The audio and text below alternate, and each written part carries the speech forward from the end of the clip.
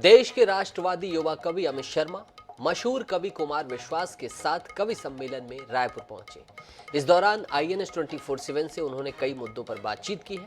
आइए सुनते हैं अमित शर्मा से खास बातचीत।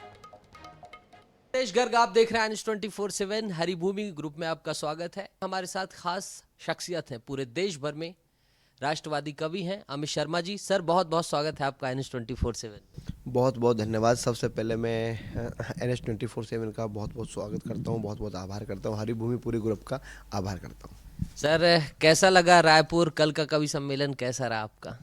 कल का कार्यक्रम तो आपने सुना था, तो आप जानते, मुझसे बेहतर आप जानते कैसा रहा होगा। लेकिन बात यह है कि रायपुर जब भी आता हूँ तो मिथिला में बहुत स्नेह मिलता है, आशीर्वाद मिलता है, प्रेम मिलता है और भगवान की नंसार भी यहीं पर आसपास ही है, तो बस आनंद हो जाता है। आपने कहाँ से अपनी जर्नी की शुरुआत की और ये कवि बनने तक का सफ़र कैसे हुआ, ब्रीफ में? एक छोटा सा गांव है, सैनी गांव पड़ता है नोएडा में। उसी गांव से निकले और वहीं से स्कूलिंग शिक्षा सारी वहीं से हुई। गाज़ियाबाद से मैंने ग्रेजुएशन किया और दिल्ली NCR में रहना हुआ, तो लगातार हम तो गांव में रहते थे, कवि सम्मेलन को नहीं जानते थे।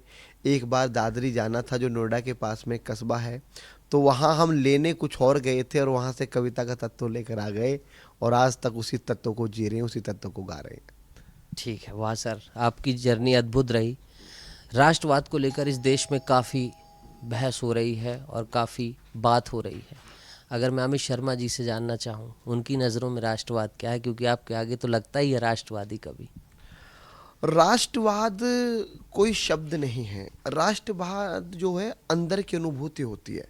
जब कोई व्यक्ति राष्ट्र को समर्पित कोई भी कार्य करता है और राष्ट्र हित में कार्य करता है, राष्ट्र हित में बोलना, ये नहीं है कि हम नारा लगा दें वही राष्ट्र हित है, या किसी भी तरह से राष्ट्र के बारे में सोचना ही राष्ट्र हित है। जहाँ पर दुष्ट दैत्य शक्तियाँ राष्ट्र पर हावी हो जाए, वहाँ पर राष्ट्र के लिए कार्य करना, राष्ट्र के उत्थान के लिए कार्य करना, राष्ट्र के पुनरुत्थान के लिए कार्य करना, अपनी संस्कृति की रक्षा करना, अपनी सभ्यता की रक्षा करना, यही राष्ट्रवाद है। राष्ट्रवाद कोई ऐसी परिभाषा नहीं है जिसको एक परिभाषा में कोई भी व्यक्ति, एक किसान सुबह उठता है और फावड़ा लेकर अपने खेत पर चला जाता है और माँ धरती के सीने को चीर कर वहाँ से अन्न लेकर आता है ताकि देश का पेट भर सके, वो राष्ट्रवाद है। एक मैनेजर सुबह उठता है, उसकी 9 बजे की नौकरी होती है, वो अपने कंपनी में जाता है, कुछ भी काम करता है जो एक मान दे पाता है, वो भी राष्ट्रवाद। आप पत्रकार हैं, आप सुबह जल्दी उठ जाते हैं, कोई भी घटना रात के 3 बजे होती है, आप वहाँ भी पहुँचते हैं, खबर बनाते हैं, पूरी रात नहीं सोते हैं, ये भी राष्ट्रवाद है। कोई भी व्यक्ति किसी भी तरह से देश के लिए कार्य कर रहा है, वो राष्ट्रवादी है। ठीक है, वर्तमान परिदृश्य में धर्म को लेकर काफ़ी बहस है। जब आप चाहे वो MK स्टालिन के बेटे हों, वो सनातन को लेकर टिप्पणी करते हैं। स्वामी प्रसाद मौर्य श्री रामचरितमानस की चौपाइयों पर सवाल उठाते हैं।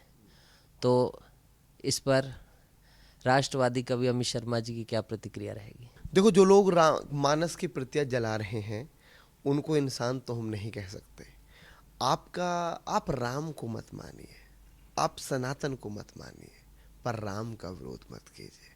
मैं भी सत्य सनातनी हूँ, मैं सबका सम्मान करता हूँ पर किसी का विरोध नहीं करता। स्टालिन का तुमने नाम लिया, जिसके बाबा का नाम करुणानिधि है, वो राम का विरोध करता है, क्योंकि मर्यादा पुरुषोत्तम राम का नाम ही करुणानिधि है।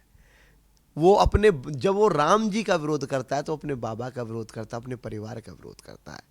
और ऐसे लोगों को अपना DNA टेस्ट कराना चाहिए कि वो किस यूनिवर्सिटी से निकलते हैं, किस खून से पैदाइश है, क्योंकि राम राम है, राम अजर अमर है, अजर अमर थे, अजर अमर रहेंगे। और ये देश जो चलेगा वो राम की शक्ति से चलेगा, सनातन की शक्ति से चलेगा। ये आपके चैनल के माध्यम से मैं खुले शब्दों में कहना चाहता हूँ।